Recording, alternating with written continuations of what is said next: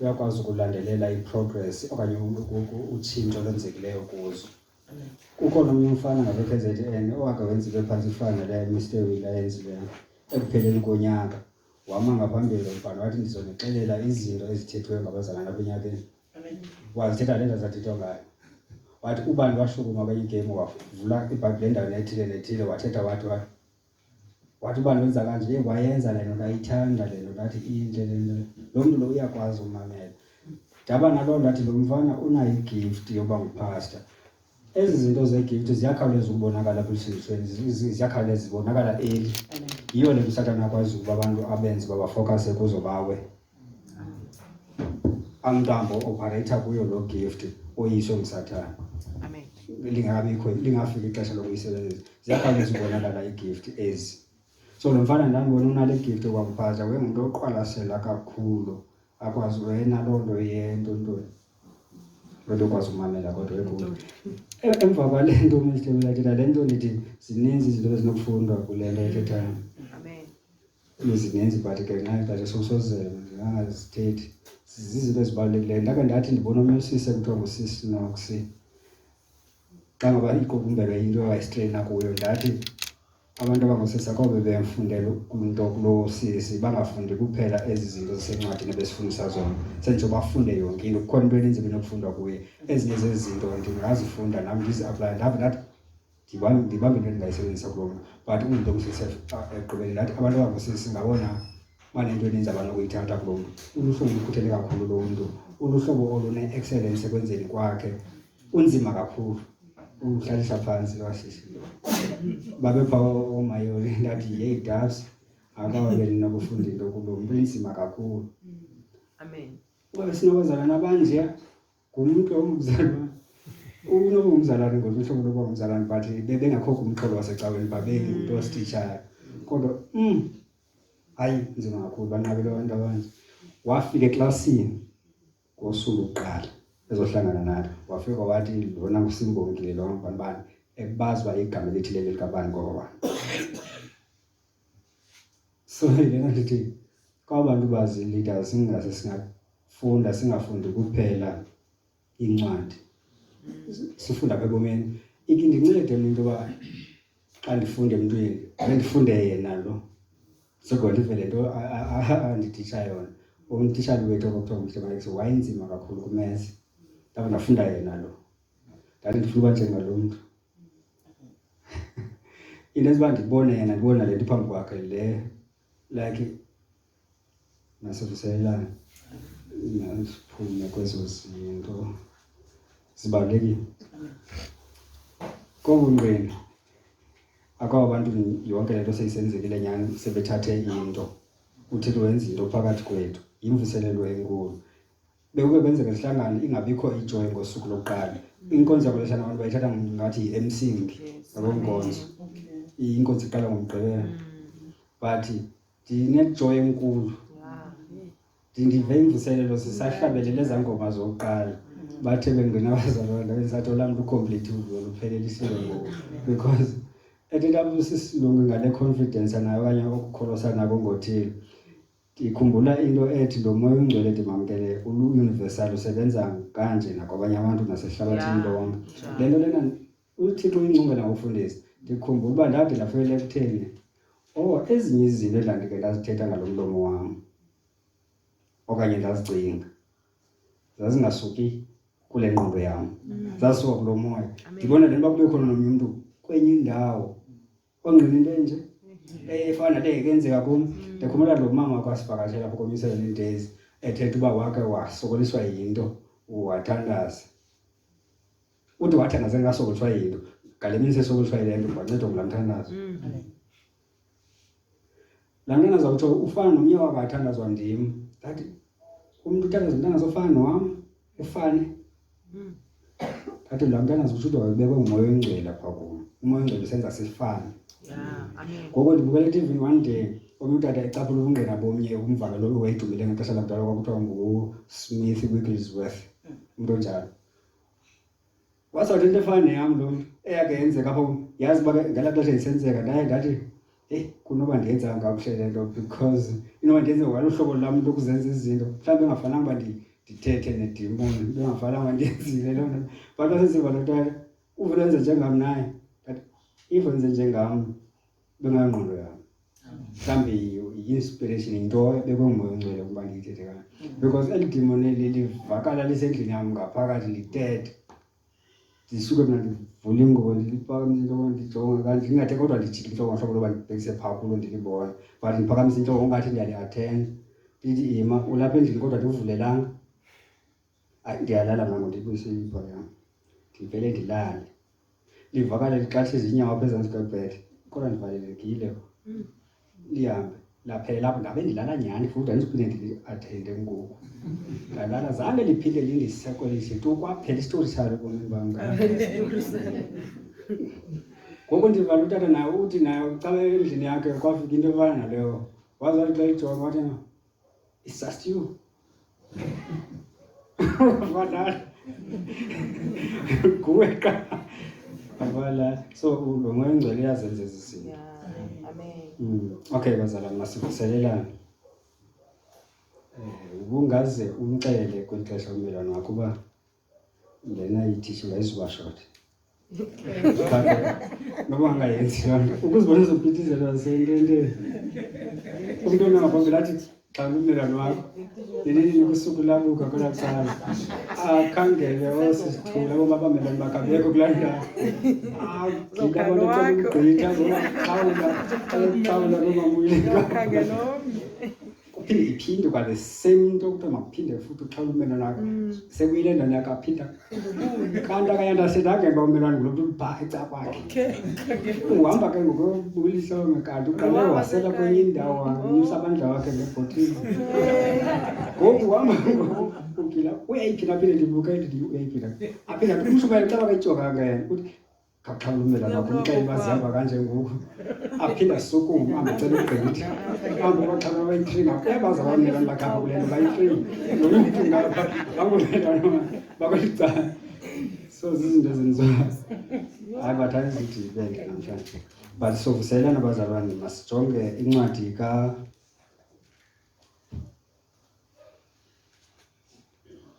vuselana ngesifo senkosanithi Yes. sifunda kweyiphi incwadi Makorinto.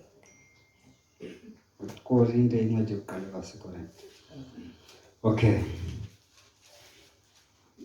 ndiyayithanda le ndawo Amen. andinaniyithanda Yes. good sizojonga kule ndawo sizothetha ngantoni ngesidlo senkosi ndiyacinga uba mntu benokubuza uba lithini ilizwi uthini yehova ngoku lithini ilizwi kathixo ngoku abantu bebeke bazibuza ezo zinto uthini yehova uthini jehova like funeka wazi ukuthi uthini ngoku abanye bake babuze ngolutho bathini ukholwa ntoni ngoku that is ulindele ntoni kuthixo ngoku okanye uthandazela ntoni ngoku okanye abanye babuze ke uba uthini yehova lithini ilizwi likathixo. Amen. Bayibuza abantu mhlawumbe befuna uncedakala okanye bezama mhlawumbe kwakha wena uba uthi likhona into ayithetha kuwena udila nawe ngantoni na ngalaa xesha ndandiye ndiyithethe ke ngondithethe le nto ndidila nayo kufumanisa uba lo mntu ebeyibuza naye udila nayo kusose kuncedakale bonke abantu ngalaa xesha sisincedakale sonke yedla ngokuba njani ilizwi likayehova kwezi ntsuku ngoba lile namhlanje ilizwi kodwa ndinokholo lokuba lizoba lezi ntsuku elizwi ingathi yinto kuzosoloko kumane kubuyelwa kuyo nakwezinye indawo kuhlanganwa kuzo ndinaloo kokukholwa kunjalo ngu-Isaiah chapter 57 verse 15 nesityhilelo incwadi chapter 19 verse 9 lilizwi likaThixo. Amen. Lilizwi likaThixo langoku so ilizwi likaThixo uthi into ayithethayo uThixo kwezi ntsuku lixesha lemvuselelo eli isizini yemvuselelo. Abantu abaninzi baluluza ukholo nge-COVID-19 abanalo bambalwa abantu abanalo ukholo. Abanye abantu bakarikhavi babuyele emandleni bame abanye abantu isizini yemvuselelo le baphiliswe nyana abantu baze bakwazi nokuseva kule nto ithethwa ngozikhona. Ndiye ndacinga nenye into ebekesa incokola ethi abantu abazazi ukuba badinga uncedo. Yingxaki leyo. Uthi uYesu ukuba benivuma uba nibone ngebani igwetywa. Xa kuba nina nisithi niyabona niyagwetywa ke ngoku. Abantu abazazi uba banengxaki, abantu abazazi uba badinga uncedo, abantu abazazi uba badinga impiliso, abamkeli impiliso ngenxa yaloo nto. Abamkeli kuncedakala kwiindawo ezininzi zobomi babo because le nto ithi impiliso ithetha ngeento ezininzi. Ukuriveswa, ukususwa, ukuchithwa komsebenzi wesiqalekiso. Wonke, sonke isiqalekiso sezaa ndidi zizizo. Because ukuthi uzokhonza utshaba lakho uze umlambile, unxaniwe, uswele yonke into. Akaphela uba ngokufuneka ujikwe zonke izinto, lo msebenzi umsebenzi wesiqalekiso, ukuswela yonke into. So abantu abayamkela impiliso kuba abazazi uba bayayidinga. Yabona le nto ngoMr. Yinto. Uba singajonga kuyo, singaze sibone uba ebungqineni bethu kushota ntoni. Amen. Ubungqina bethu buhamba kule ndawo evanga buhamba kuyo na. Okay. So, selelana. Ukwincwadi le yesityilelo, uchapter 19 verse 9, unendawo ethi sathi kum, sisintoni esitshoyo, sisithunywa, ingelosi. Yathi kum, bhala uthi banoyolo abamenyelwe esidlweni somsitho wemvana. Abanoyolo ngabo kanjalo. Uthi sengeza sathi kum isithunywa, la ngamazwi ayinyaniso kaThixo. Ithini ilizwi kaThixo kwezintsuku? Ilizwi liyinyaniso likaThixo lithi yabona ngoku lelithetha loo nto mpela ilizwi kaThixo. Abantu abanoyolo ngabamenyelwe esidlweni somsitho wemvana. Banoyolo kabo bantu. Amen. Banoyolo abantu abamenyelwe kwesasidlo. So isidlo ngoku, esidlo ke sibonisa ithemba sinalo. Kwixesha langoku sinela themba. Sibonisa sidlo kwixesha sinela themba. Abantu abamenyelwe kwesasidlo ngabona banoyolo. Futhi elo lizwi lilizwi elinyaniso lelikaThixo. Yona nto ayithethayo uThixo le. Amen. Abantu abaneyolo ngabamenyelwe kwesasidlo. Uthi ke uIsaya, uthi kutsho onjani ophezulu, owongamileyo, ohleli ngonaphakade, ogama lingungcwele.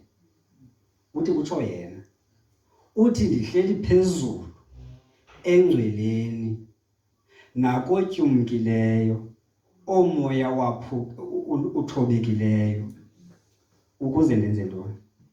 Ndibuye ndimphilise omoya uthobekileyo, ndimphilise nontliziyo etyumkileyo.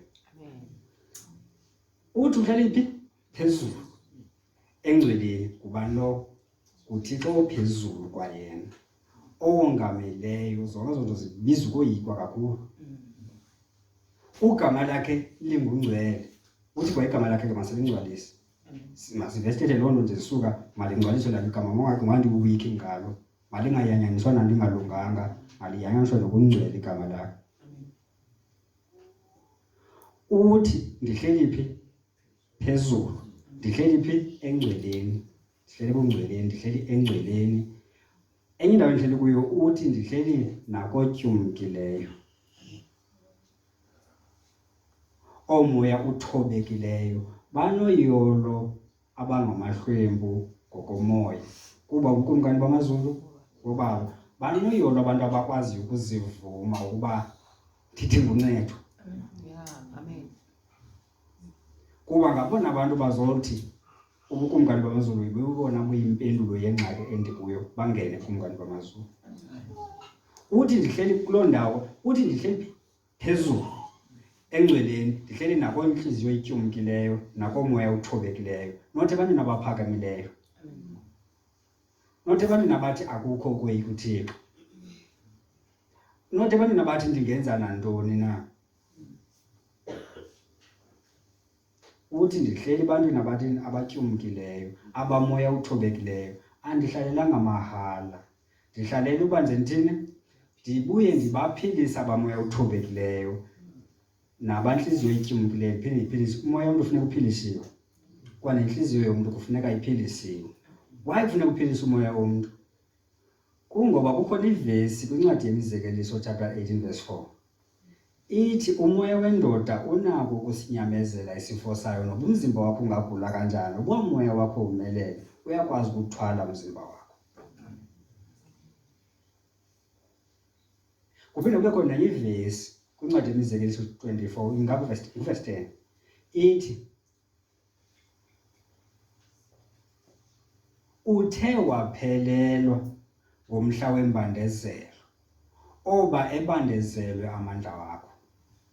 Kutsho ukuthi ukuba uthe ngemini yembandezelo wena waphelelwa wafeyila ngoba ndiyaphelelwa ke ngoku andisafuna ukusindiswa andisafuna uqhubekela awusakwazi ukuma umi andithi yithi uchasile umi so kanjalo incwadi yabaseFeso chapter 6 uba ukwazanga uma umi emva kuba ubandezelekile walinga ithetha ukuthi amandla wakhe ebebandezelwe kona bekhona into wabandezelayo ewaphazamisayo. Siyazi bayintoni bambandezela amandla ndithi sisona kungoyiki kuThixo sibandezela amandla ezo zinto. So kufuneka umoya womuntu uphiliswe kwanenhliziyo yomuntu iphiliswe. Inhliziyo zabantu zikhathazekile. Abantu abaninzi apha bangaze ubone umuntu kodwa into yayikenzeka kuye sengumntwana bandenza kanje na ingakondeli nje na. Amen. Umakhulu wami wathetha kanje kaswayini nalomsindo. Umsindo. Bandikaba kakhulu kubana ungakhatywanga. Ngithemba ke. Angangisize ukukhatyweni bakakhona. Bangazange bakhona baqala bakhala. Abantu bathi ukuphiliswa.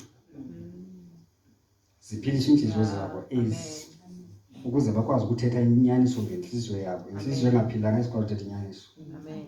Izothetha lento abantu bafuna ukuyiva. Amen. Izongqina lento abafundisi bafuna kuviwe yona. Njengoba siphilisiwe. uThixo ke uthi uhleli nabantu inhliziyo ethobekile uzabaphilisa inhliziyo zabo. But abantu abafuneka bazi ba lo Thixo kube uhlele engcweleni. Uhlala nako bathobekileyo. Ukuze bazithobe kuye ukuze ekuba athendeni kwakhe. Xa basondelele bangatshabalali badliwe bubungcwele bakhe bafe kodwa baphile. uThixo ufuna lona. Asenazela imvuselelo sithandazela kanjani? Sithi mayenzwe ngentando yethu. Okanye sithi mayenzwe ngale ndlela kaThixo. Kwenza intando yakhe. Le nto yakhe biza kuba masibe ngabathobekileyo singaboyikayo phambi kwakhe. Ithi lo Thixo le ufanele kukungcangcazelelwa ebhungeni elikhulu labangcwele. Amen. Ufanele kukoyikwa ngaphezu kwabo bonke abamngqongileyo. Asithi ungqongwe ngamadimoni apha, la madimoni makoyike, but makaqale athi angcangcazelelwe sithi thina silibandla elikhulu lakhe labangcwele. Then yonke enye into imoyike kakhulu. Amen. Ibaleke. Besiworship apha umoya ingcwele phakathi kwethu wam-arrest usayana nomthoka phakathi kwethu saba ne-freedom sam because uThixo kakuhle sivuye that's why savuya nangoku. Amen. Why? Kungoba uYesu wabonakala lihlelwa ukuba makasinike ingqondo. Weza wasinika ingqondo yokuba simazi uThixo wenyaniso. Amen. Wabonakaliselwa nalento uYesu ukuba makathini makawuchithe wonke umsebenzi kaSathane. Makachithe ubugqirha wonke imisebenzi ebisenziswa ngamagqirha ezimpilweni zabantu. Wabonakaliselwa loo nto uba uYesu ayichithe yonke lo misebenzi. Amen. Uthi ke yabo phakathi kwethu bengonyana nguYesu wathetha loo nto amangwenqe. Uthi uYesu wenyuka wezulwini. But uthi uba ndinahlangana egameni lami ndiyakuba phakathi kwethu kwenu bengoyinani. Amen. Ufuna ukuthi ngoyinto yathetha la? Uthi uYesu ndiyakuba phakathi kwenu ndibengoyinani. Amen. That is why ibalulekile iTrinity. La ntshumayelo atheka iTrinity le atheka yonke into enyaniswa ngoThixo ukuze sibe weak. Ndicinga abantu abakhubekileyo abo bashumayela la. Baphutyiswa izinto ezithile bandle bafuna uguquka. Bave baba zi-enemies ebandla bale atheka. Esendithini enkulu. But then again masibuyele enyanisweni. Yabona apha kuchapter 17 kuthethwa ngento kuthiwa ukuhlambela isidlo, ukungasihloniphi isisilo kaSithixo, nokusithatha ungathi isinto eyinqambi, nokungasithathi ngokungathi isinto eyingcwele, nokungasithathi ngokungathi isinto kaThixo. Amen. Nokusiphatha nje isidlo sikaThixo kungekho ukoyika uThixo. Kubalulekile ukoyika uThixo. Ukho umuntu oyengoyika uThixo eBhayibhelini wafa kuthiwa nguSafira lo nomyeni wakhe Ananiya. Amen. Bafa. Amen. Then into kaThixo ifuna ukuthi xa uyiphethe uyiphathe ngathi kaThixo. Uyazi uba even ngaphandle ubulumko buthi masiphile ngokungathi siphila phambi kwaThixo. Noba senza into basiyenze ngamandla ethu ngokungathi siyenza kuThixo siyenza bantwini. Amen. Kucacile uba thina masibe ngcwele kuyo yonke ihambo yethu. Yeah. Masithi sizinto zikaThixo qha. Amen. Amen. Yonke into singenze ngathi siyenze kuThixo. Amen. Amen. So ukuphatha isidlo senkosi masisiphathe ngathi siphethe into kaThixo not into eyinqambi. Amen. Singayiphathi kanjani neze into kaThixo imizekelo isidlo senkosi. Uthi esibethela kwincwadi kaYohane uthi isonke endinika sona ngumzimba wami inyama yami enikelwayo ngenxa yobomi behlabathi ukuze liphilise ihlabathi. Amadaliza abantu behlabathi babe nobomi. Uthi inyama yami leyo. Uthi ke ngoku ukuba uphatha isisidlo esi ngokungathi sinqama usiphatha noba kanjani ungacini ukuyika uThixo, ithi loo nto unyana kaThixo umnyathelele phansi. Negazi lomnqaphiso ongcwaliswe ngayo wawulibalele ekutheni liyinqambi, wamgxeka nomoya wobabalo. Ungazinake ntoni? Ndike nacinga zikhona izinto uThixo onawo amandla wonke angakakuncede kuzo. uThixo inyama yonke unganqatyelwe nto angakuncedi kwezo zinto zizinto. Mhlawumbe umbulo uthi ndifuna ukunceda akuncede lula kodwa into enzima le yandithi emntwini ancede lula dinolunya akuncede iphilisa inhliziyo ngala xesha. Izinto zasenhliziyweni lezo zi-disorder ukuseteka kwezinto yazonke pha enhliziyweni. Enhliziyweni befana bekhona imfesane nemfefe sibe nenceba but uveke Satana atyale le mbewu imbi. Yesu uThixo uyakwazi ukuphilisa kuzo zonke lezi. Amen. But kube khona into kuthiwa yi-pride. Ifunyanela laa nto le akululanga ukumphilisa emntwini. Kuba kuthiwa ufuna aqala athobeke abe nenhliziyo ethobekileyo nomoya othobekileyo. Ngoba i-pride ngumoya ongathobekanga lowo, inhliziyo engatyumkanga. Inhliziyo ethi akho kuyika uThixo. Uzophiliswa kanjani umuntu ongenanhliziyo yokuthobela impiliso? Ungafuneka lo muntu aqale kuze ubunzima kuyo kuzomthoba bumbeke phansi bumenze isilwanyana njengoNebukadinezar. Amen. uThixo uzityhilile kuye walubonisa ubabalo lakhe wathi uThixo osenyangweni okunikeza uThixo ophezulu okunikeza kumkani zehlabathi. Kangafunde kuyika uThixo, kangafunde kulungisa, kwanyanzeleka ukuthi xa mohlwaye ambethe ngesifo sokuba besilwanyana angabi nangqondo yomuntu. So i-pride injalo, that is ukukhukhumala, umoya oqwayingileyo oziphakamisileyo Amen. ongayivumi inyaniso ukuba ndidinga uncedo. Okay, ngenxa yaloo nto ke ngoku abantu bathi bahlambela isidlo senkosi le nto yohlwayo apha. Kuthiwa bathini bagxeka kwa umoya lo wobabalo. Lo moya uzisa ubabalo noncedo lukaThixo. uThixo othi ndivule izandla zami imini yonke funa uncedo, bagxeka kwaloo moya wokunceda bamgxeka. Kukwenza loo nto kuhlambela isidlo senkosi ukungasithathi ngokungathi siyinto kaThixo engcwele. Zonke ke ngokwezinto zozibona phaya zisithi kukhona iyanhlukano phakathi kwabo bahlanganele ukwenza okubi bengenzi okuhle, ziziphumo, zizifo, zizigulo. Ukungenzi le nto erayo efama wenzayo wenze imbi isayini ukugula.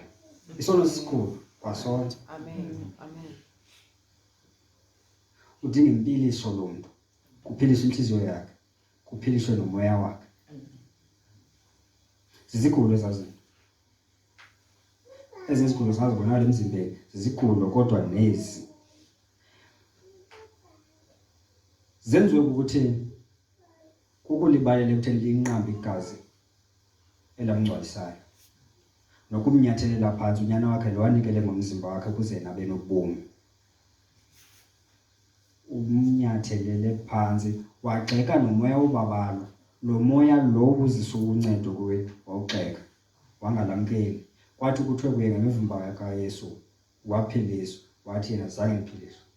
Kwathiwa wena umoya kaThixo ukunike ukuziyisa, wathi yena lo muntu andikwazi ukuzinceda, ndinomsindo qha, ndifuze ubani. Ukunyelisa nokugxeka umoya wobabalo, umoya ozise isibabalo kuwe sokuzeyisa. Naku ke ngoku lo muntu esenza noba kukanjani ugxeka lo moya, uthi lo moya uzisa ukuzeyisa kum awenzanga kwanto, ugxekile. Yiyo lento sekuphuma ke ngoku ezi zinto zimbi zizizahlukwana. Izinto ezigxekekayo ezingalunganga ziphuma kwabo bantu. Kodwa gxeka unikweni ngoko nithe nahlangana ndawonye, uverse 20 lo 100. Asithi ukuba nidle isidlo senkosi, abahlanganele ukudla isidlo senkosi. Lo udle sakhe ukudla, abanye abantu bengakafiki aqale adle. Yi-disorder, into sisiphithiphithi. Kukhona umona neyelenqe kula ndawo. Uthi ke uYakobe xethethe, obulumko obunjalo ayibubo busuka kuye uThixo, bobehlabathi, bobemvelo, bobamadimoni, bobehlabathi, into lapha emhlabeni, bobemvelo fuze utatakhe lo muntu ingqondo yakhe linesesinto, bobamadimoni, zonke izinto zamayele enqe nomona zokufuna ukwedlula omnye umuntu zimisebenzi yamadimoni. Amen. Umuntu wamkele umsebenzi wamadimoni, abantu bapha ngaphandle bayucelebrate basentsho bazingce ngemisebenzi yamadimoni. Athi ndingudlalane mina intoni i-appetite yedimoni leni yokuba ngudlalane, but umuntu uzinqoma ngalonto umsebenzi wamadimoni, aze athi umuntu ongahamba ngalo line bahlekise ngaye, ube ngathi nguyena umathi ndele. Baselebrate umsebenzi wamadimoni osenziwa amadimoni ezimpilweni zabo. Ukuba ngubasindiswa abantu kozodwa babe lezi zinto, bagxeke umoya ozisa ubabalo kubo, umoya obanikileyo ukuzeyisa. Uyazi uba umoya olapha uThixo athi ngayo ufuna ukusinceda ngawo, ufuna unceda lonke ihlabathi ngawo, ngumoya ozisa ukuzeyisa ukuze ukwazi ukuthi usober uthathe izigqibo eziphilileyo. Uthi andikaku-afford uba nomzi ngoku, andikaku-afford nokuthatha, then ndinayo ability okanye igift yokwazi ukuzeyisa ndiphile njengomuntu ongathathanga. Aze athi umntu yena ndidalwe ndabanje.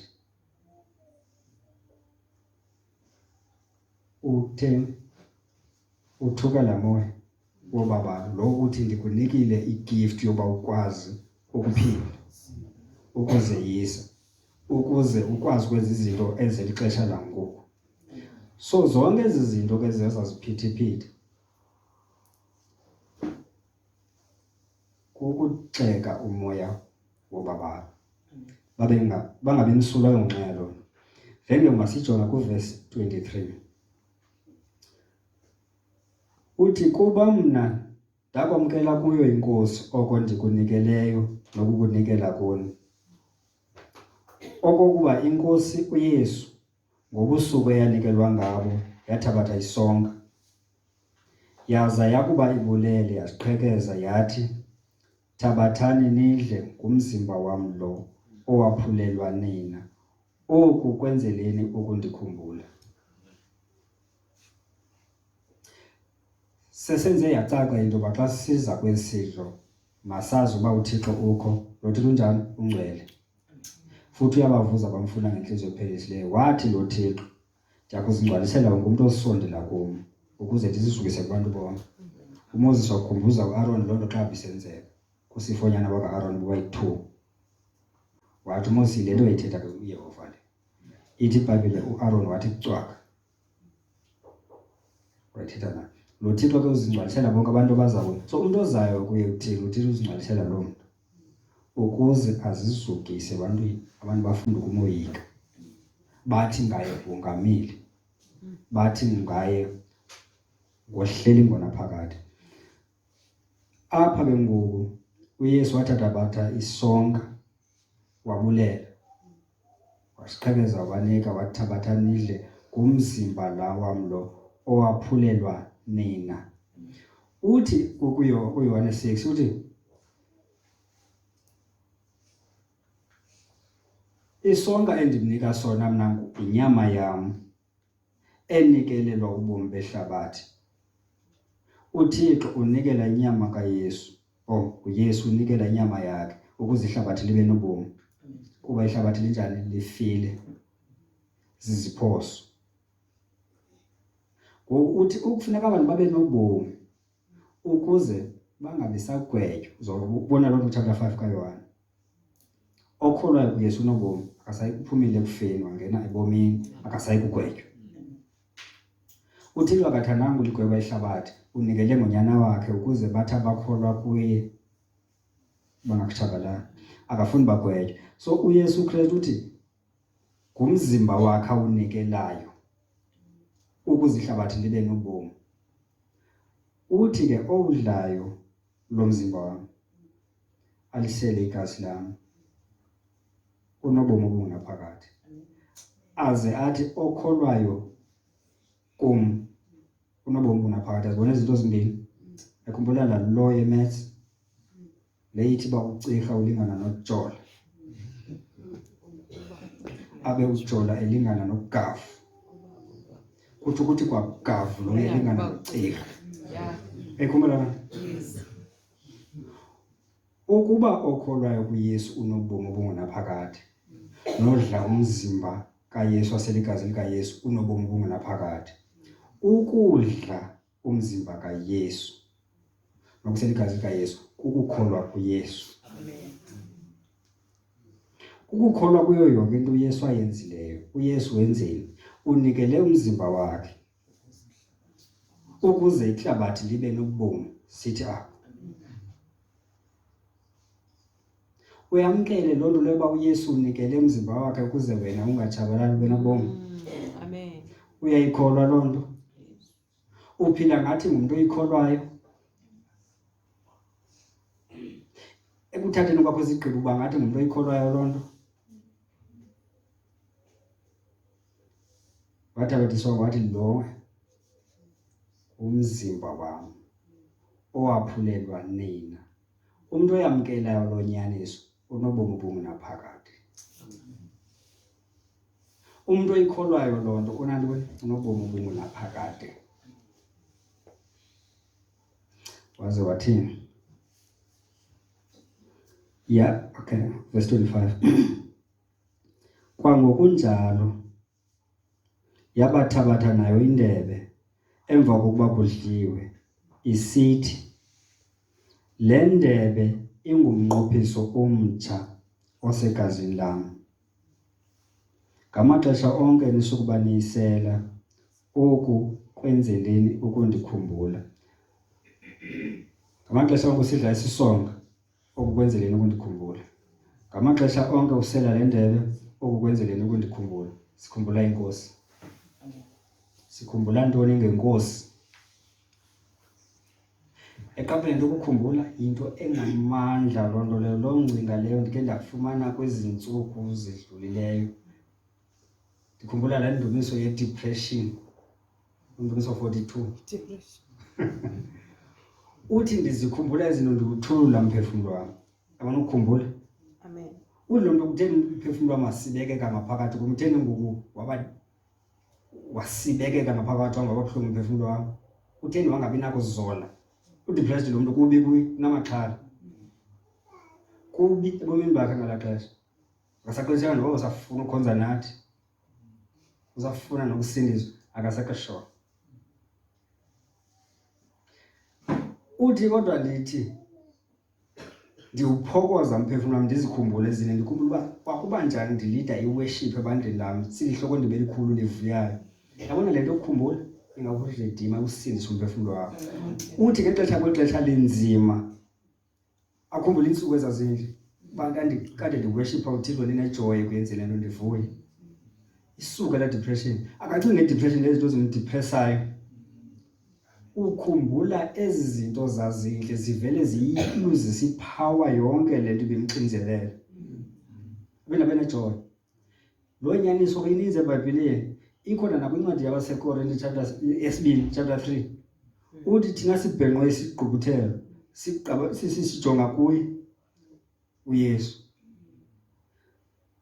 Sihlaziyeke sibe kumindana kunjengokwakha ngokomo sibe nokuqaqawula bakhe sisuka qaqawulise komunye uqaqawuli komunye uqaqawula. So yabona la nithi siqwalasele ithetha lonto ba sikhumbule into ayenzileyo. Amen. Ithetha ukureflecta kwezinye iversion, ithetha ukucontemplate, ukukhumbula izinto azenzileyo. Wenzeni? Wanikela ngonyama yakhe eyinikele ukuba sibe nobomi. Sikhumbula lonto yonke into ebisikhathaza ivele ibe ncinci. Iqala ngathi ngangendlu. Uyasihlala nasijonge kulonto singajonga kule isikhathazayo. Sijonge pha kuye, siyahlaziyeka siba kumela kumbi. Siba njengaye. Reflect ukukhumbula yonke lento yenzeleni ukundikhumbula. So xa sikhumbula nje yena zonke ezinye izinto ezibonakala ngathi zisenokuzisa amaxhala zisuke zibe ncinci. Amen. Kuba khona nokutshintsha ngaphakathi kwethu sibe njengaye. Lo nyaniso ininzi eBhayibhelini. Kuba umzelo ukukhumbula incwadi yezililo chapter 3. Uba sisililo sakhe khumbula lo mzi ukade ungumzi omkhulu omhle ngokuso into yokwenza ingoma zokuhlekisa. Uthi kodwa ndithi xa ndikhumbula izinto zenzile nje. Ukukhumbula kuyamkhulula koxinzelelo aluvayo.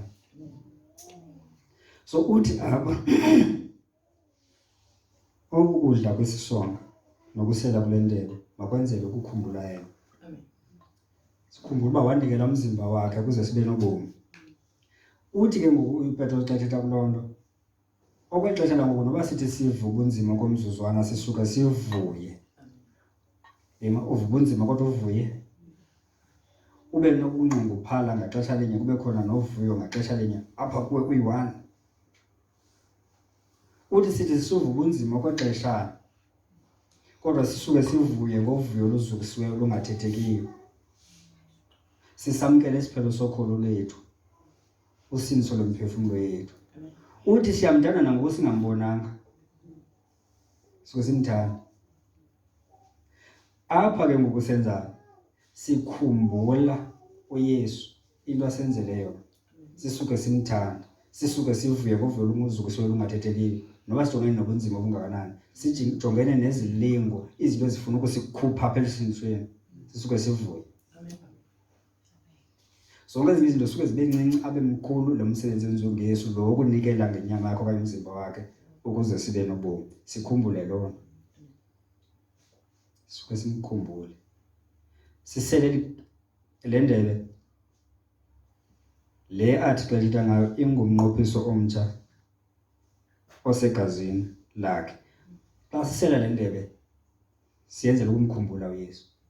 Sikhumbula ntoni? Ithi kwincwadi yabaseEfese kuye ngoku Yesu okanye uKristu sinenkululeko.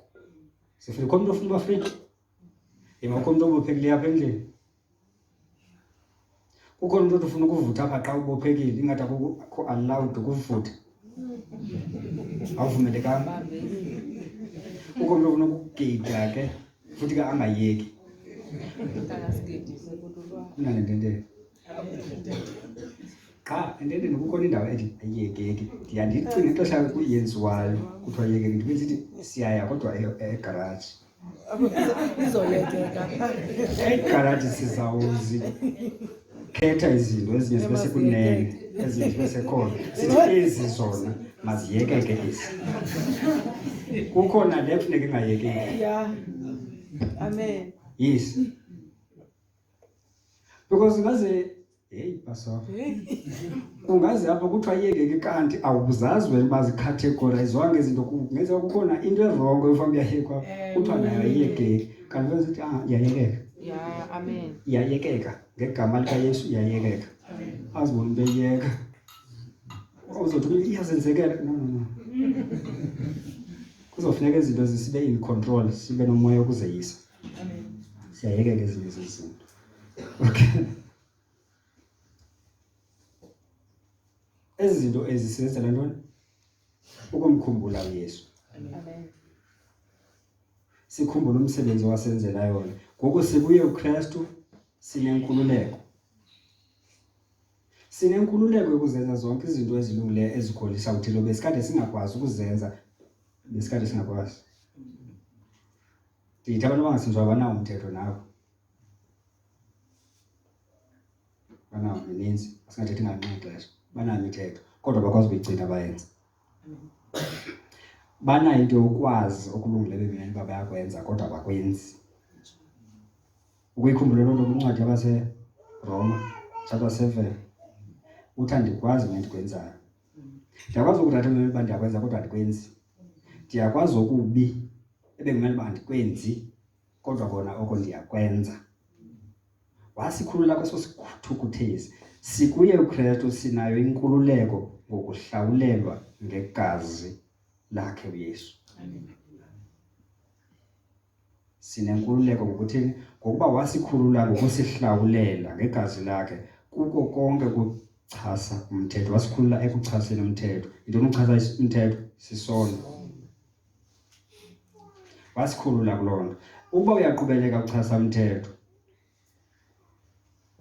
uyawuthuka umoya ubabalo okunike inkululeko. Because inkululeko kuncwadi kaTito wayenza ngoba awuthululele kuthi umoya wakhe ongcwele ngobubele ukuze sihlambulula sihlaziye ngaye sibe ngabo abantu abalisondelene lezilungileyo. Ukuba uqhubeleka ukuchasa umthetho wena usoloko ukhona. Uvele ulethubele ebusuku kwaMateyu kuthi uzoxelelwa. Uzoxelelwa. Uvele usiniswa amkele uYesu ndivele ndithi kuwe. Hamba uyofunda uYohane, incwadi yokuqala kaYohane, iletha. Ufunda ivesi 10. Ndikunike umthetho. Hamba uyowenza ndikuyalela. Uvele uchase ungayifundi. Ufuna ukwenza enye into, ndisithi awuzukwazi ukuyenza.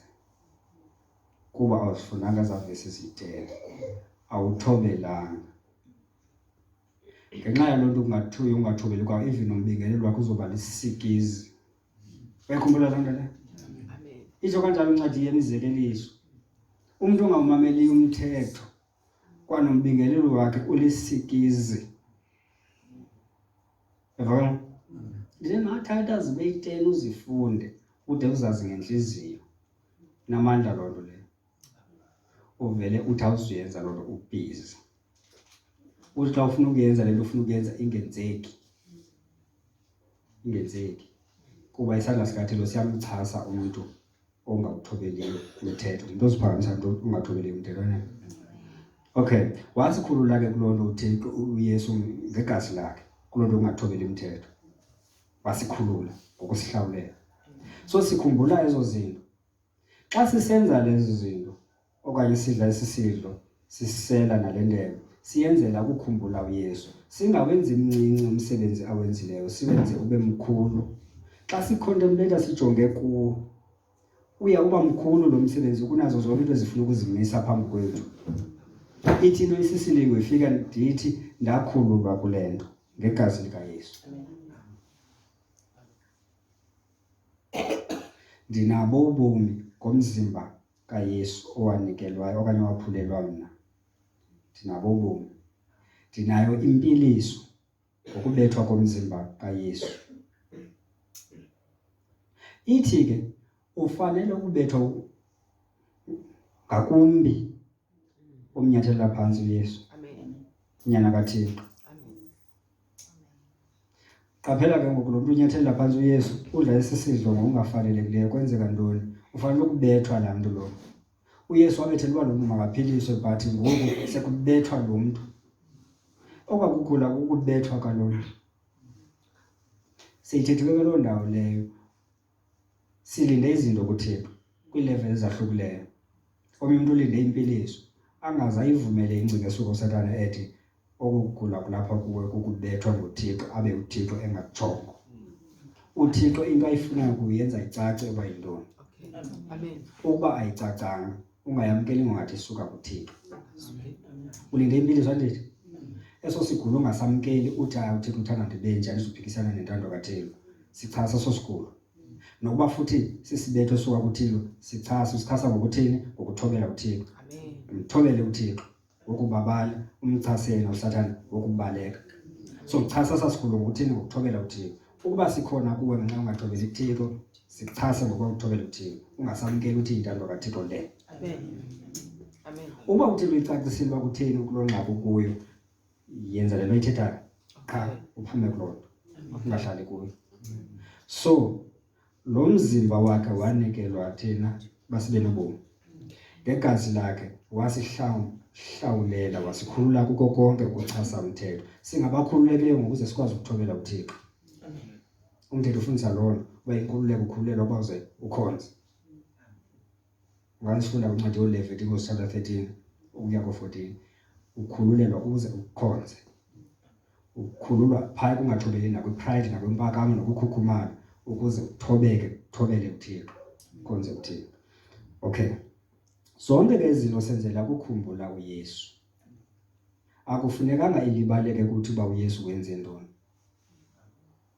Kuba uSathane angaze afika athethe yakhe into kufuneka kwaSathane lo umkhumbuzo uba uYesu wenze ntoni. Uphi wena ngoku. John uSathane usoloko enqwenela abantu ukuzabele 100. Kodwa akabi nampumelelo kuba uThixo esenze into. Kwincwadi yeNyumeri uSathane unqwenela amaSirayeli uba makaqalekisa watshabalalisa. uSathane uqalekisane. But uSathane akakwazi uqalekisa amaSirayeli kuba uthi uThixo ethetha ngomprofeti uthi andiboni butshinga kuSirayeli. Kutheni ngabuboni butshinga? Ubutshinga bukaSirayeli bucamagushelo ngelaxhwane balixhelayo lePasika. Ngoku uThixo akaboni butshinga kuSirayeli. Akazubeka sikhubekiso kuSirayeli. Ngoku ukuba sithi sikhumbule leme yomsebenzi wenziwe nguYesu Kristu nobuSathane ucinga uba unebango ngakuthi. Masimkhumbuze uba ngenxa yalo msebenzi awenzileyo uYesu uSathane akasenabango kuthi. Kwincwadi yabaseKolose ithi wamthatha igunya wamenza isipectacle inhlekisa isibonelo. Dalize basusa amagunya ebahluthi igunya uSathane. So uSathane akasenanto yakusimangalela thina. Akasenanto yakusibamba. Uyazi ba iguilty xa unesityala sazele sokugwebayo kuba lula uba maqhubeleke wenze isono. Kuba ubanjwe ngala uSathane ukubambe ngalento yenzileyo. Amen. Uqhubeleke uhlale kumnyameni ungazi ukhanyeni kuba usoyika ukuze kukhanyeni ukuze isenzo sakho sobumnyama saziwe. Akugcine kumnyameni. So xa ungekhona uSathane zokumangalela ngayo akakwazi ukukugcina akusebenzise. Akakwazi ukuyenza lokho. Amen. So kufuneka uSathane simkhumbuze umsebenzi wenziwe nguThixo. Kodwa uba unayo isazelo sikugwebayo akwenzanga kakuhle endaweni ethile. Iguqukele lona. Okay. Ubuchithile ubudlelwane bakho nalo muntu usondele kuye ngoba wena wenza ungathembeki wahamba ngokukhukhumala wamjongela phansi lo muntu wamphatha kakubi. Kuzofuneka uzithobe kulo muntu ucela indawo zoxolo. Ukuze wena naye niphiliswe. Xelelana neziphoso lithandazisana. Then nophiliswa. Kufuneka lo singaphile ebumnyameni. Egroupini encinci kanje kube khona abantu abangathethisaniyo. Kube khona abantu abangakwazi ukusebenzisana ukwazi ukuba nangasebenza nobani baphumelelisa into. Abakwazi. Uthi ubani la nto ayenzileyo ubani andiyithandanga ndiyazi wrong andizomxelela kodwa usuke nemhlebe. Wrong umhlebe qha naye wrong la nto ayenzileyo. Kuqale yena. Yabona loo nto le uSathane ukubambile wakwenza izinto wrong. Wakujikelezisa endaweni enye. So kufuneka ngosikhumbule le nto ayenzileyo uYesu wayesenzela uba sikhululeke uzothi kwenye indawo kusenkululekweni apho uKristu athe wanikhululela khona. Then hlalani ke kuloo nkululeko. Ningaphinde nitsalele uJohn Mkhobo. Okay. Wathetha kodwa umxholo apho uzama ukulungisa into yemfundiso kuloo nto. Lelo lindikhumbuza into zango-2018. Ndaye ndathatha imayikhrophoni yam bendingena kakuhle babhatala mali ndathi izawundincedisa. Okay. Wakuyinto ebansifana nayo. ngikho ngxakini ke ngelo xesha sendimamkela uYesu. NdandikuKristu. Amen. Yes. Okay. Ukubona umuntu ethi ndisengxakini. Ngifike ndithi yho. Ezingxakini le nto le. Akwabe kuKristu. Okay. Yeah. Okay. Verse 26. Kuba ngamaxesha onke nisukuba nisidla esosonga niyisele londebe niyakwazisa ukufa kwenkosi ide ifike. Le nto masenzele ukuyikhumbula inkosi. Inkosi isihlawulele isono sethu yasinika nomoya oyingcwele osisiqinisekiso sokuhlawulelwa kwethu. Mhla sikhumbula lo. Ide ifike. Okay. Asingezibeni. Uthi ke ngoku xa sidla isonga siyiselele ndebe. Asenzele ukuyikhumbula inkosi. Kuba ngamaxesha onke enisuba nisidla isonga niyisele lo ndebe niyakwazisa ukufa kwenkosi ide ifike. So sishumayela ukufa kwenkosi apho. Ngoku umuntu uzophuma phezulu esazi uba inkosi iyayifela into. Amen. Naphi lapho wenze isidlo khona abantu abakulondo bazokwazi ukuba inkosi yafa. Noba yafela ntoni. Yafela kuba thina sithini siqela nje thina. Sihlanjwe ngegazi lakhe sikhululwe. Kuko konke ukuchaza umthetho. Sikhululekile kuso sonke isono. Umuntu okholwayo kuYesu ukhululekile kwisono. Asisayi kumphatha isono simlawule sibe inkosi kuye. Akananto yakho zithethelela. Uba uthe wakhubeka wawo uphinda mfuku. Amen. Amen. Amen. Akho yakho zithethelela. Sakhululeka. Then verse 27. Ngoko ke osukuba esidla esosonga ayisele indebe yenkosi. Ngokungafanelekileyo ngoba netyala lomzimba negazi lenkosi. Odla isisonga ayisele indebe ayidlele sakhe isizathu. Ngoba netyala lomzimba. Amen. Lelegazi lenkosi. Ityala lakhe leli bethethwa kwincwadi yabaseHebhere chapter 10 verse 26. Ku verse 29 kuthiwa umnyathelele phansi unyana athi libalele kutheni linqambe igazi elimhlambululayo okanye elimgcwalisileyo. Wawugxeka nomoya wobabalo.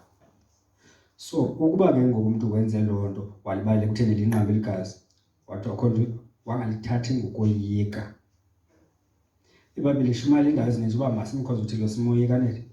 Incwadi yabaseFilipi eligugu likaPawulos ithi lusebenzeni lufeze usindiso lwenu linokuzeyikela nokugubha nokungcazela nje. Ithi masithi inkonzo uThixo sibe sisazi uba uThixo lo ufanele ukoyikwa. Amen.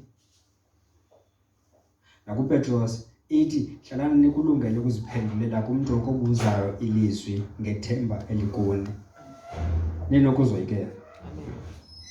Nisisazele sihlambulukileyo. So kufuneka soyike. Simkhoze uThixo simoyika. Yes. Kubalulekile lo.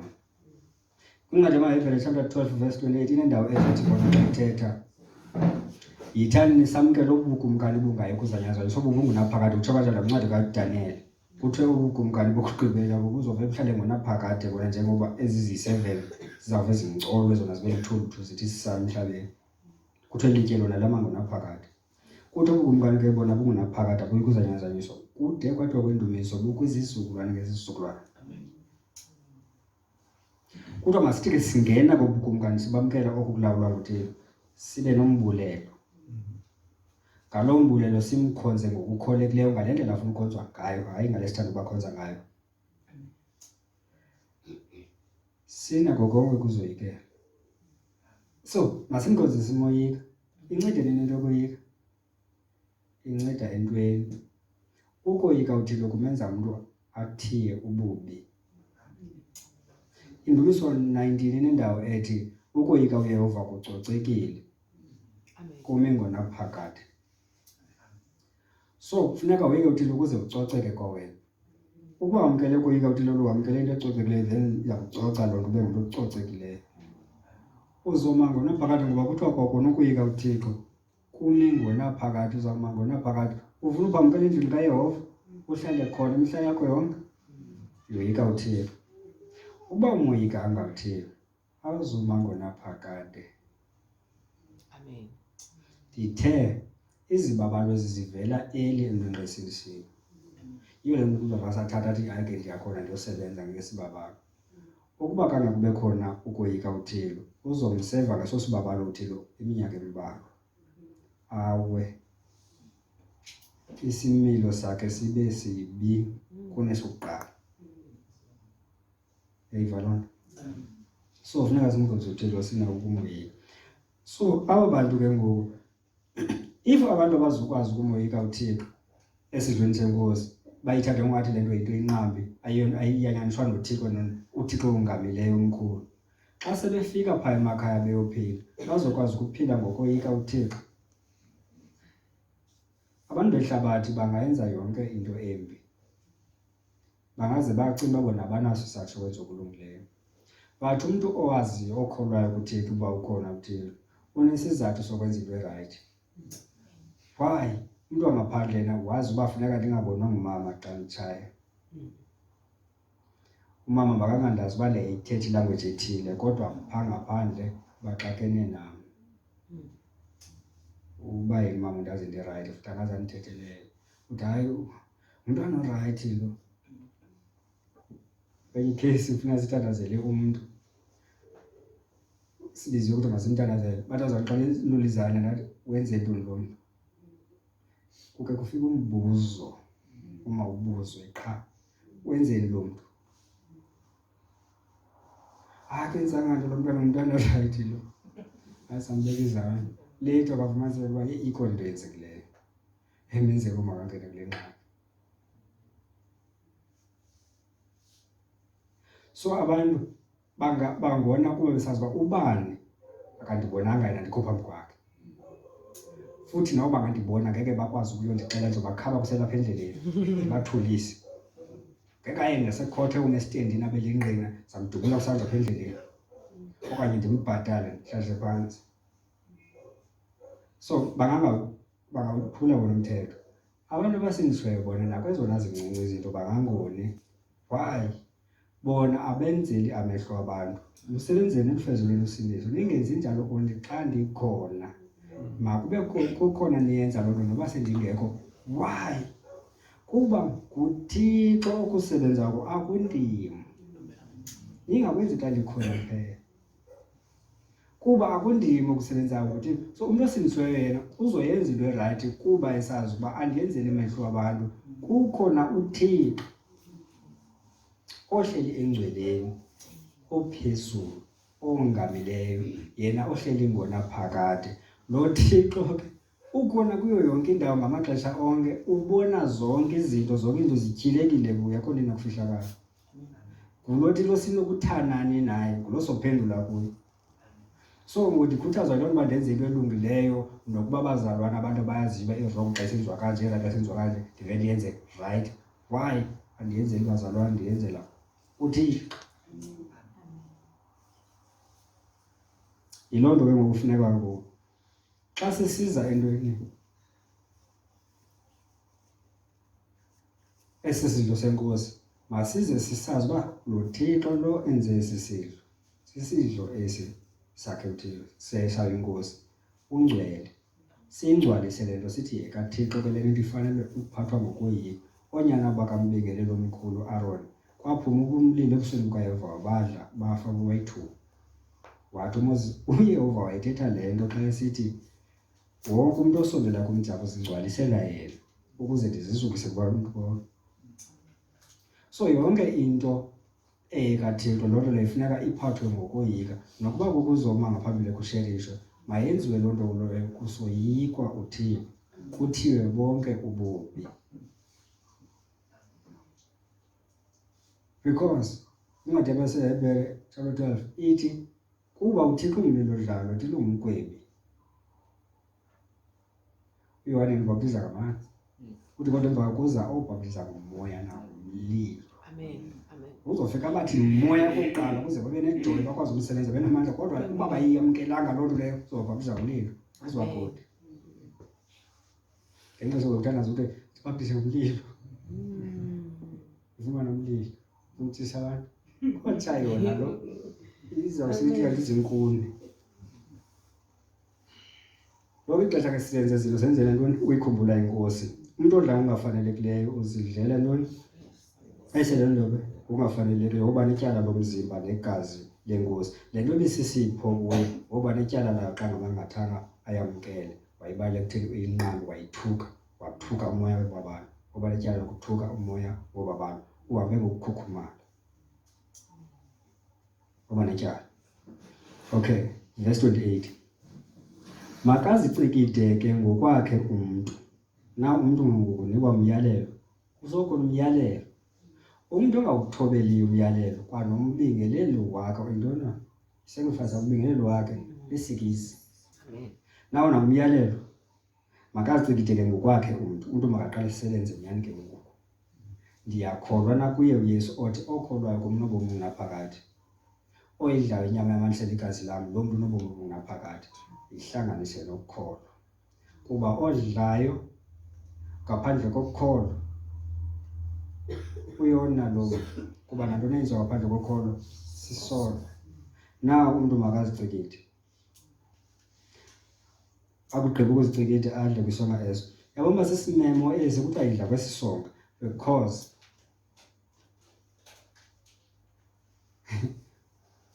uthi Yesu ngumzimba wami lo waphulelwa nini esi sithebe le tafile lena umeme abantu bangabadle kuyo ukuze babe nobomi.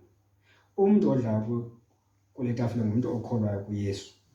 Umuntu okholwayo kuYesu nobomi. Umema bonke abantu uYesu bangabakholwe kuye ukuze bangatshabalali. Sisimeme. Masithi umuntu ke uthe kuye akho kufuneka balikholwe kuye. Wawona.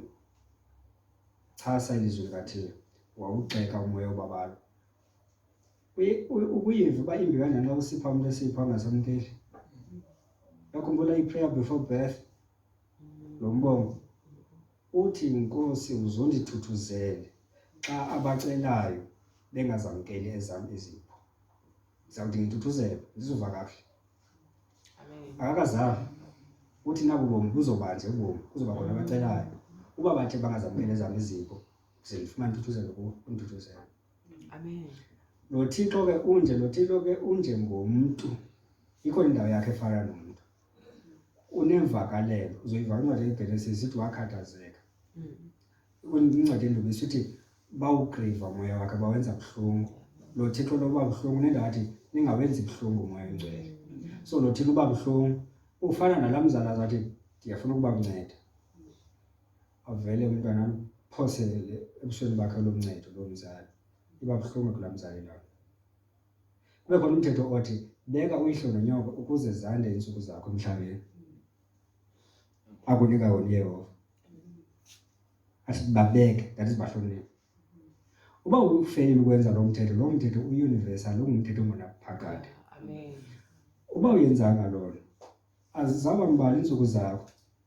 Ithi iBhayibheli ongendawo ongakhathazeki ngayo because uyakuthi ujonga endaweni yakhe ubona uba akasekho shwaka. Lo muntu angambeka umzali wakhe uyothi ujonga kuye abayothena ungendawo kuba wephule lo mthetho obalulekileyo. Uthi ujonga endaweni yakhe akasekho ive yabashort imihla yakhe. Uyibona ibhodi yakhe but yena akasekho. Sekukhona idemoni kule ndawo kwakunguye khona. Ababemazi udala bathi kwenzeka ntoni kulo mntana. Akasekho. Ukhona ibhodi ekhona lidemoni esele hlale kwesa space. I-current nesimilo sakhe sesedemoni akusiswe sisimilo ekade naso. Akasekho. Iphelile yenzo yashort imihla yakhe ngoba kangathobele. Amen.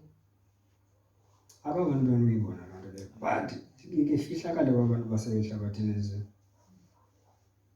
bangakwazi ukuzibona. So umzali kuzoba naloo nto athi umzala umntwana enamaphupha zithi ndifuna abe ngumntwana ophumeleleyo. Uzoyibona loo nto kwincwadi kaYobhu xa isithi uYobhu 14. Usithi lo muntu lo uthi abantwana bakhe bayazuka angazi yena.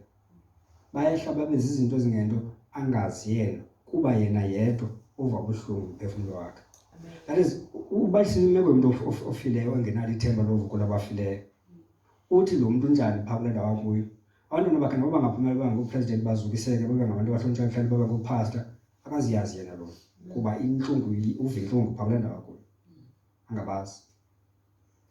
Kutheni yabona loo nto iyasibonisa uba umzali unento yokufuna ukuyazi impumelelo yabantwana bakhe, usikelelwa kukubona impumelelo yabantwana bakhe.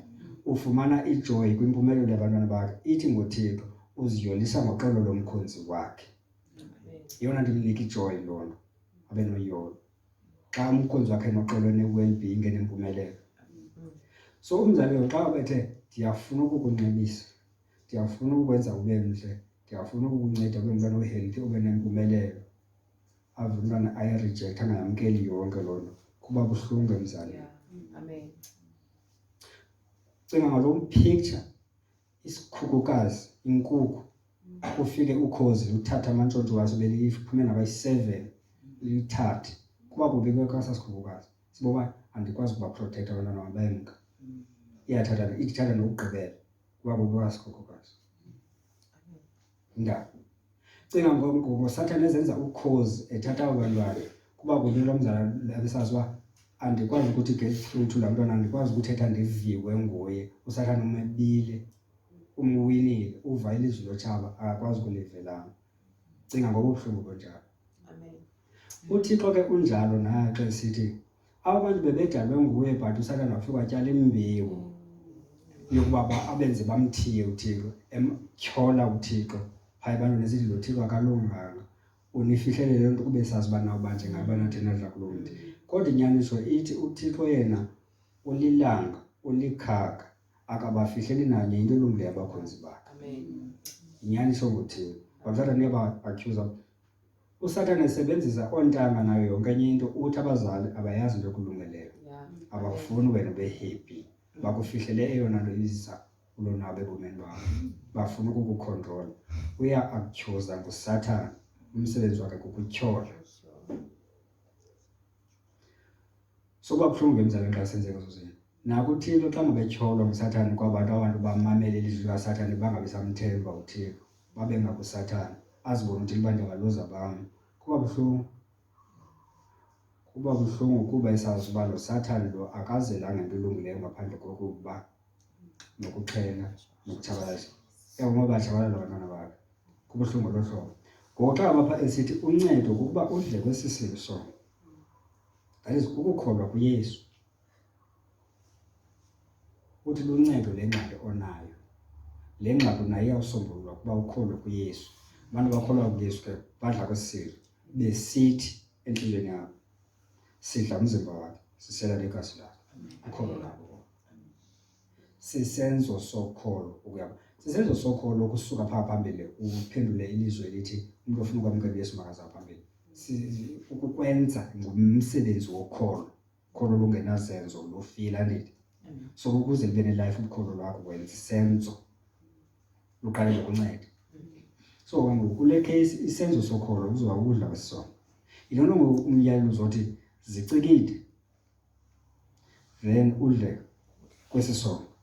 Usele nakulendele kuba uzoba netyala legazi nelomzimba. Ukuba uthe wadla kwesono ungayamkeli inyaniso yaso, ungakholwa kuye uYesu. Okay, verse 29. Kuba lo udlayo uselayo kungafanelekileyo, uzidlela aziselele ukugwetywa, engawucaluli nje umzimba wenkosi. Umuntu ongayikhathalelanga yonke into eyanyaniswa nalo mzimba, engawucaluli, wobani wozidlela aziselele ukugwetywa. Yes. Uba uyamkela into yoba ngalo mzimba kaYesu Kristu, ngokunikelwa ngayo kwaba kanye wena wenziwa wangcwele wagqibelela. Naw ungcwele ke ngokwenziwa waba ngokaThixo wagqibelela. Kufuneka uphile ngcwele, ungayamkeli lonyaniso. Usho ukuthi andikho ngcwele, mina ndifana notata qha.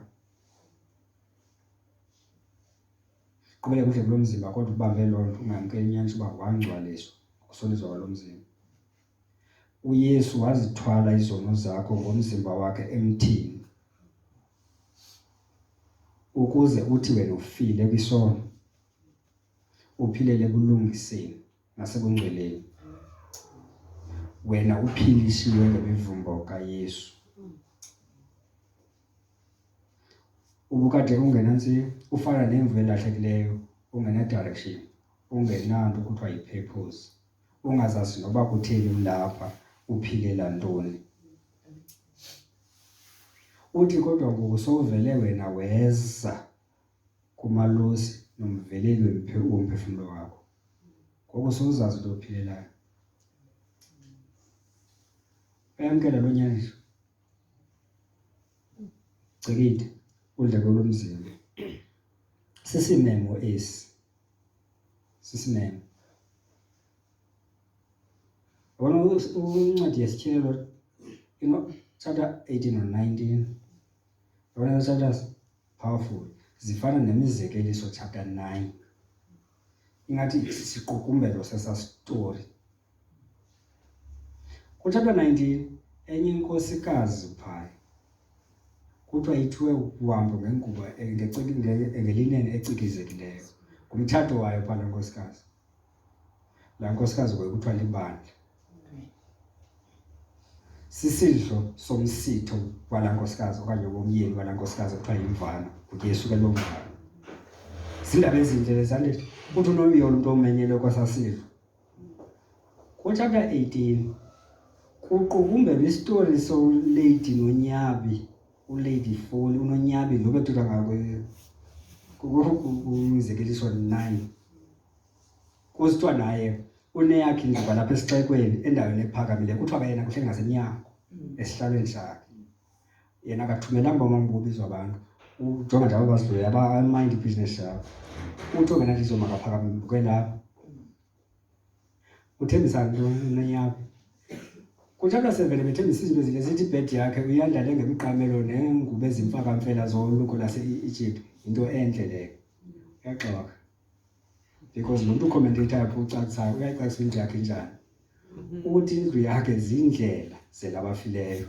Okay. Yes. Zindlela ezihla ziye zingozini zelabafileyo. Ziyehla. Xa ufika endlini yakhe uzabona imiqamelo namfakamfele yase-Egypt. Ufike ubone i-direction kaya kulabafileyo. Yehla ke futhi angulanga uphuma. Udinga uba abantu kuze uphuma ubungenile. But uzikhethele Jone. Indlu yakhe ke leyo njalo. But kuthiwa pha kuverse chapter 18 uyagwetywa. Laa nkosikazi le lamlahlekisa. Unobumemela abantu kuye. Yazi beyona nto ethembisa kuchapter 9 uthi amanzi aselwa. Uthi amanzi ebiweyo, amanzi asele emfihla ngamanzi ebiweyo uthana encasa. Kwaba bamemele endlini yakhe. Eyakhe indlu memela abantu ngobuxoko ukuthi amanzi abiweyo anencasa. Isonke esidlelwe sithekweni simnandi kunene. Akanasongo uNonyabi lisela. Esakhe isonka sebiwe. Mhlawumbi kwaye uzokumela uba ubelisela ngokuba besisonga ngosihlala phaa kulaa ndlu yakhe. Uthi nalamanzi azoba nencasa xa esebiwe. Akho nto ilungu layithembisa uNonyabi. Unesimemo naye. Unyabile njalo. Ithi yaxokozela kazikwanto. Akho nto ilungileyo ngayo. But uLady Wisdom lo ithi uyakhila indlu yakhe. Ayikuthomba uNonyabi wakhe indlu, akho nto ayenzileyo ilungileyo. Ithi uLady Wisdom lo bulumko obu buyakhila indlu yabo, bazixhonla, bazimisa neentsika zabo zosixhenxe. Amen. Wazixela neenkomo zakhe. Unobele ulungise yonke into, uyozenza zonke izinto phaa lo Wisdom. Uthi ndiyiphithekizile newayini yam, that is uyilungisile sonke iselo zoselo kwabulana. Uthi ngoku abasele inhliziyo nabamngena ingqondo mabaphakame phambukela apha kum. Ithi uthume umthinjana wakhe, that is ulutsha lakhe abafangeli baphumile. Ukhuthele uyaplana kakuhle. Akavulanga emnyango wathi abazimandele ibhizinesi zomani ndibiza wona. Uthume umthinjana wathi ngoba meme ubamemele kwesi sidlo sami. Uthi idlazane nidle isonka sam nisele nesiselo endiphithikezileyo. uyozokwenza into ezodliwa uthi seyikhona uthi izani nani sodla ezami izinto thenza into ezilungileyo populate wisdom. So sesisidlo sidla kuso siyasazi isiphelo salonto sihle sipha ku-19 isiphelo salonto sipha enqikiswe yena ingubo ezinhloko iline ecikizekileyo. But ulady nonyabe ngapha ku-18 kuthiwa umsi wokumgweba uyenyuka mpela uya ezulwini. So ke mfana wamnyana wami banjani wena uba wise ungadlaleli endlini yakhe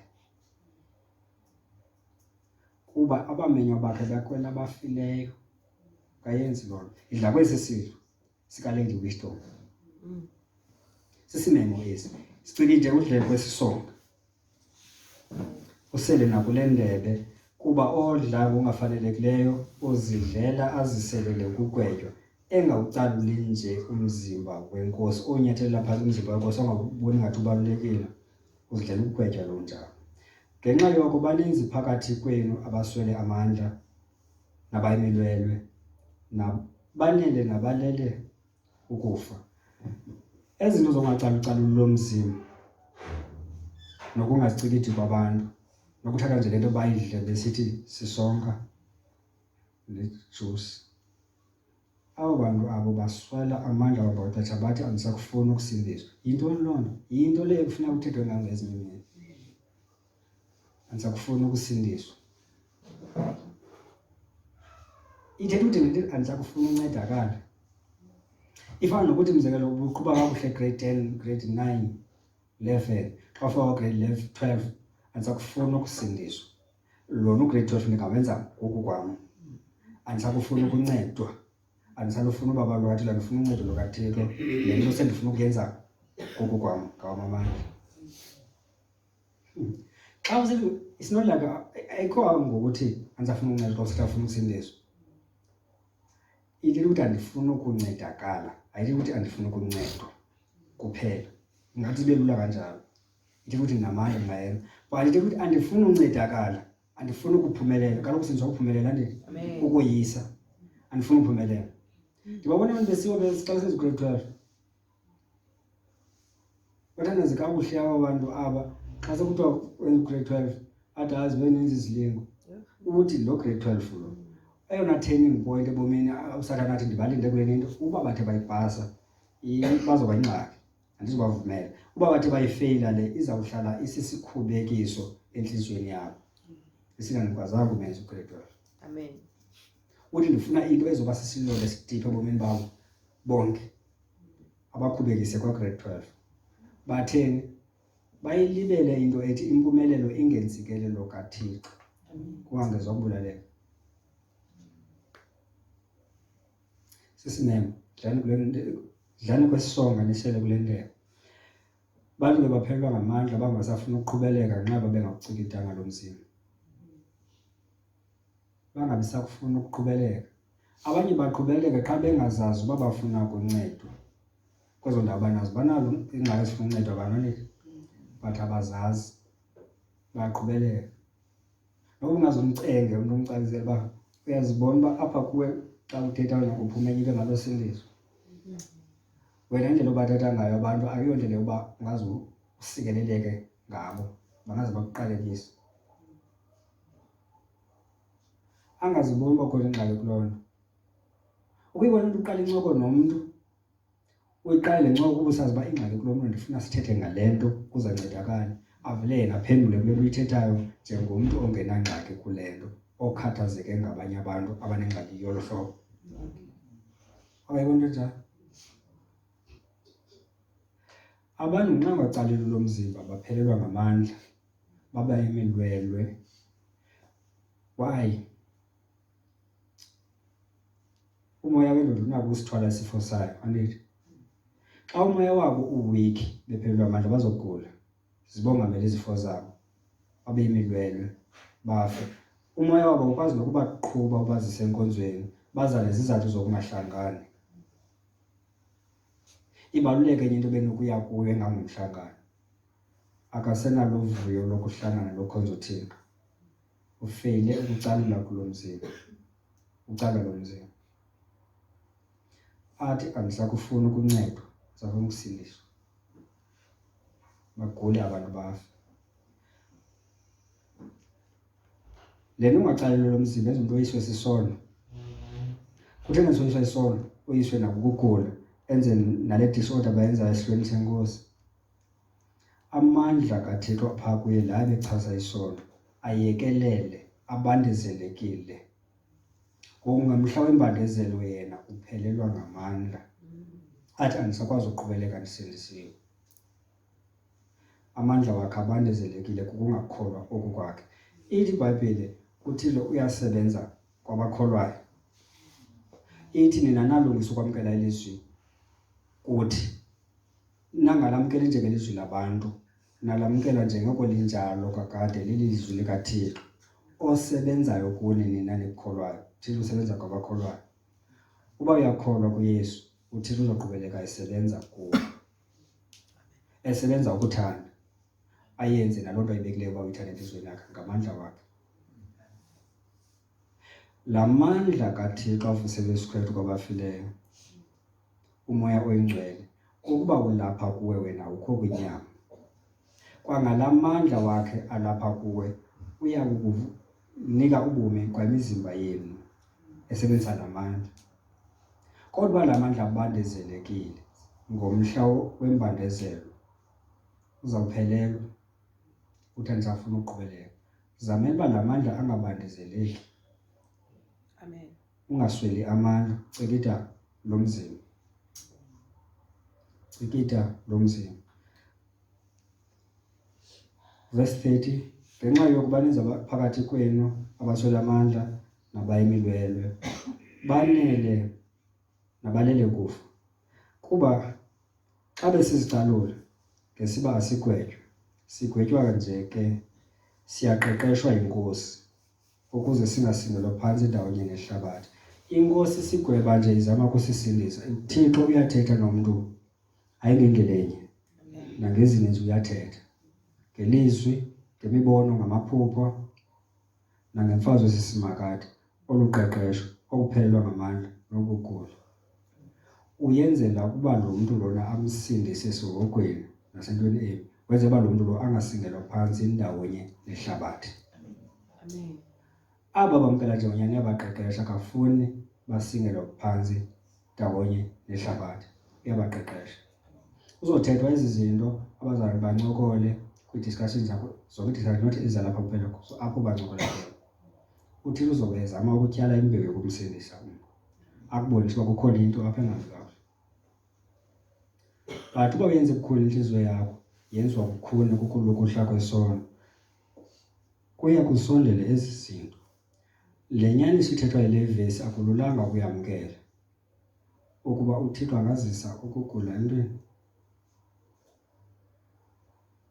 Kubantu bomnquphiso omdala ibikulula ukuyamkela loo nyaniso. Ngoba kwinquphiso omtsha ilula.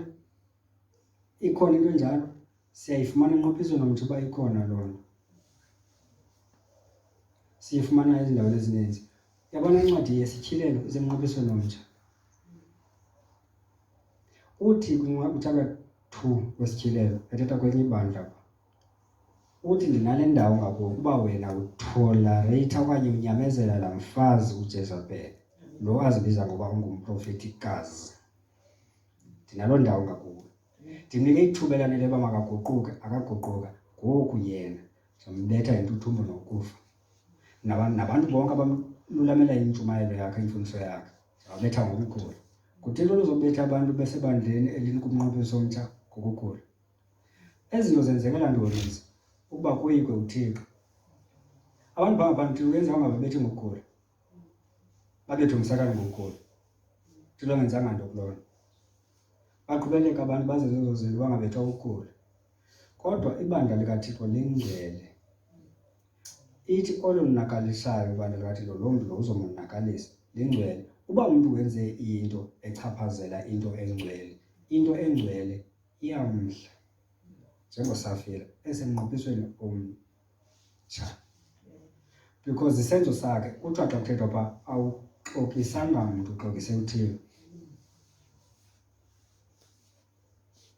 So le nkosikazi ithi ingumprofetikazi ilahlekisa ibandla, into engcwele.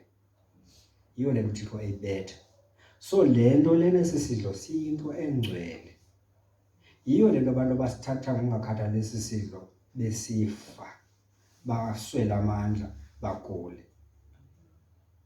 So siyayibona ngoba ingenaphi lento uThixo ukufa kube sisenzo sokumqeqesha umuntu esuka kuthini. Uthi wenze bamaguquka. Uthethile ilizwi bamaguquke uthi ke ngoku nesithembiso bakathanga guquke ngizambetha ngokufa. Ngokhukho lokugula that is agule. Nabantu abayinyamekelayo le mfundiso yakhe bazawugula nabo. So ingenapho kwento yoba kumnqophiso omtsha uThixo olungileyo wobabalo abantu bakhe abahlwayo abengumlilo dlala. Uzithola lethi ixesha elide inasika amandla kaThixo abandezeleka ebandleni angasebenzi ngenkululeko yokwenza imimangaliso abantu bangena baphume bephilile ibandezelekile kuba uThixo esazi uba ekuba athendeni kwakhe angaze abone isono sabo ayekelele ilibaseke imvuselelo ebandleni ebinokuphuphumela ngaphandle abantu abaninzi basindiswa kuba abantu bengamthobela uThixo kungekho tu ukoyika uThixo kubo.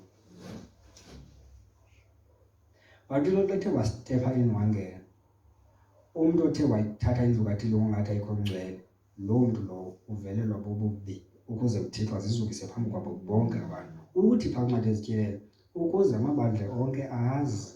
Amen. Amen. Ukuba mna ndingulohlo inhliziyo nezinso ndimbuyisele umuntu wezinto zakhe. Amen. So uzama bafundisa lo ndizama ukuzuzukisa phambi kwabantu uthi bonke abeza kuye ethi uzingcwalisela bona. So lena into ingcwele ile nto kufuneka kuyo sibe soba sibe ngabantu ababhadlileyo sizicikide singayithathi ngokungathi into eqhelekileyo. Siyithathe ngoba ingcwele sithi sisidle songa sithi ngumzimba kaYesu lo owanikelelwa ubomi behlabathi ukuze sibe nobomi. Sithi sela le ndebe sisithi ligazi likaYesu. Sithi ngalo mzimba lo mzimba lo wanikelwa wathi ngomzimba wakhe wazithwala izono zethu emnqamlezweni ukuze kwenzeke into. Sithi thina sifile kwisono singasalawula sono. Umuntu ofile akalawuleki kanti awuzomxelela nto ayenze umuntu ofileyo. Sithi sifile kuso isono siphilele ebulungisweni nasemngcweleni. Sisidla nje sasonga sithi khumbula lo nyaniso ngomzimba kaYesu. Siyikhumbula nje lo nyaniso kuba khona ukuhlaziyeka. Ithi iBhayibhile uAbraham wamkholwa uThixo okoba kwabalile ekutheni kuba ubulungisa. Awujonga kakhulu kula vesi ungayibethi uqede ufumana inyaniso yokuba akambalelanga nje ekutheni ulilungisa ubeke uThixo nobulungisa enhliziyweni kaAbraham wabalilo ilungisa. So ngoku thina sifile kuso isono ngoku sesiphilele ebulungiseni bukaThixo nasemngcweleni bukaThixo. Sisidla nje sasono sizazi singabantu abanjalo. Sikhululekile kwisono. Asizuphuma basekwenza isono. Sidla lo mzimba ethi sikhululekile kwisono. Siselele gazi sithi sikhululekile ngeligazi ngokuhlawulelwa ngeligazi kuso isono. Nakho konke uchaza umthetho sikhululwe sahlawulelwa ngeligazi. Then ke uba lihlawulelwe nguYesu lo undihlawuleleyo ndingowakhe andisengowami. Ngoku sendiyitempile kaMoya Oyingcwele. uThixo sehlala kum ngomoya wakhe. Ndiyinto engcwele. Ndizophuma apha ndihamba indlela yobungcwele. So xa sidla lo mzimba masibe naloo ngcinga ukuze singagwetywa sisinde ekugwetyweni. Amen. Amen. Kukhona umuntu ongasenziwanga kwezinye indaba badla ukuphambisa izandla babuza umbuzo efana nale. Athi andisenziwanga. Kukhona umuntu ofuna ukusindiswa. Ngabami isandla naye ukuze lo muntu sithandaze ngaye ukuze uThixo amnike umoya wobulumko wokumtyhilela amazi kakuhle ngeyesu Kristu azi nelithemba sibizelwe kuwo namandla walo.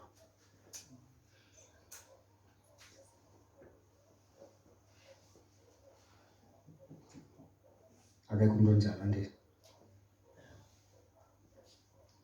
kuba ke ngekho umuntu onjalo sadla isidlo senkosi ke ngoku masisingcwalise.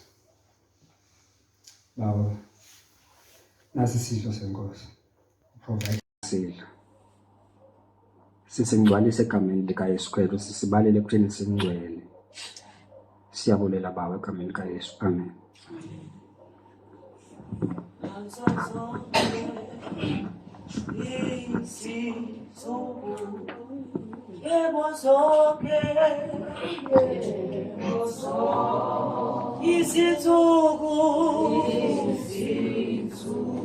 Isoni boga